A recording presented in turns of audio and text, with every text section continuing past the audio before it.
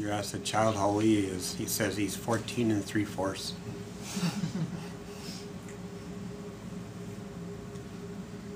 He wants to be grown up because he feels sorrow yet.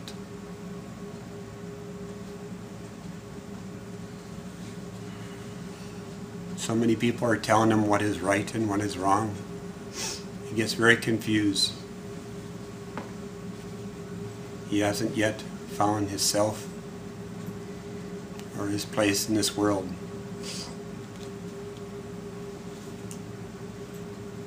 He just wants happiness. We grow up and have children of our own.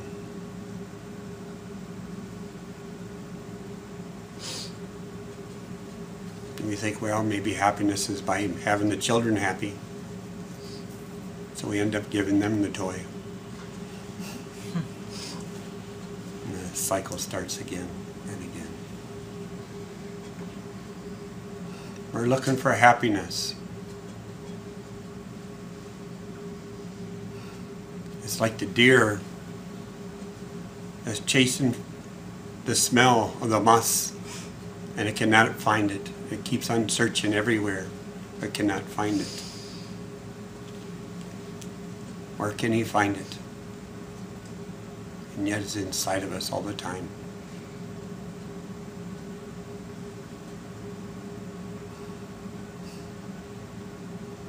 We want this happiness so bad. People go to lectures and spend $50 to see if they will help them. They chase after it in so many different places. Maybe a new car will make you happy. A nice house. A new dress. Where is the happiness?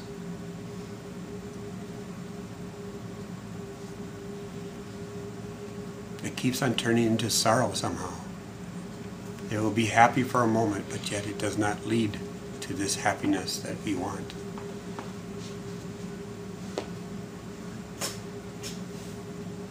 This pure happiness. In the external world of everything that is out here, that our five senses are locking onto, and trying to bring happiness through these existences, it keeps on changing. What you enjoyed as a child, you would not even think of having that as your happiness now. And what is last week has changed it again this week. This week you want a Toyota, but next week you find out I don't want a Toyota, it has no brakes.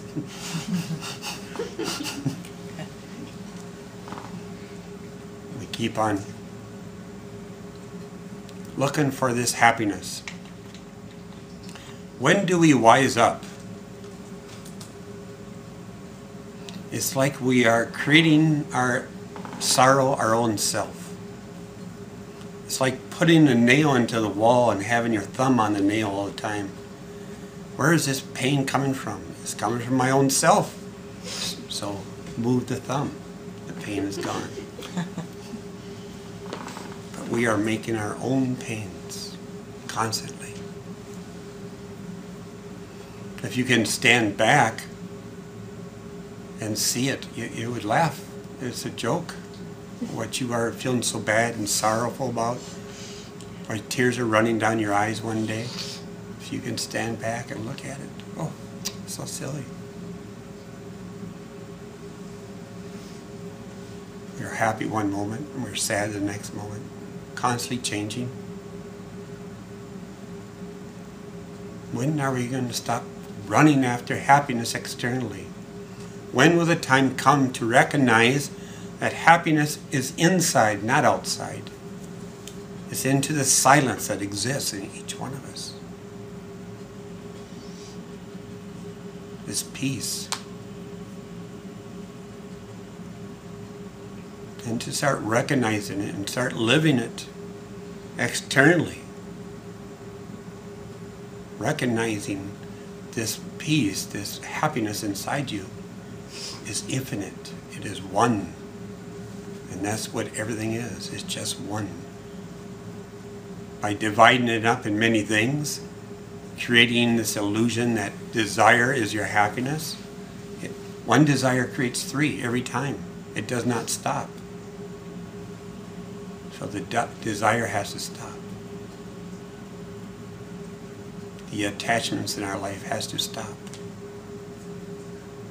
And recognizing the truth that we are all that one infinite consciousness. Awaken out of this darkness of illusion. Realize who you are. To do this, you'll have to meditate. It is written in every scripture there is in the world how important it is to meditate, and yet a day goes by and you forget.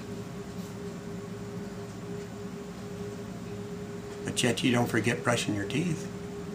Why? Because you know by not brushing your teeth, pain will come. But you don't wake up that the pain is actually because you are living this illusion too. You got to get out of that illusion.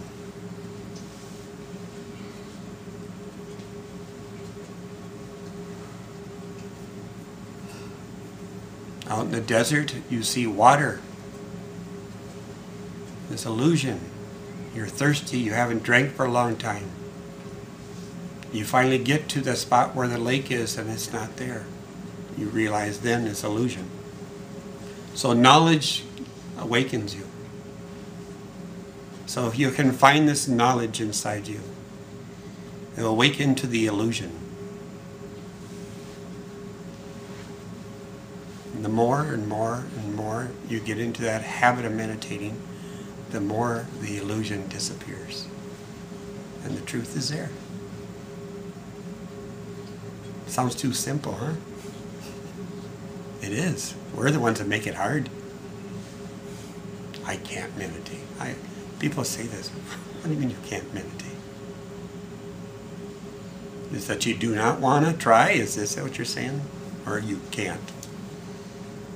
When the word can't, you just don't go anywhere. It's impossible to go anywhere in your life. You got to do. You got to be a doer in life. That's where it's at. Be the doer in life.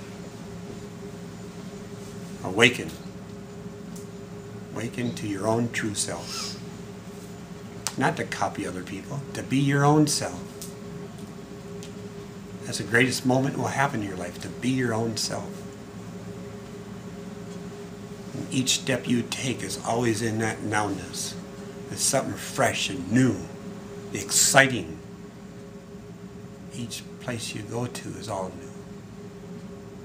Everything is always that oneness, existing in truth.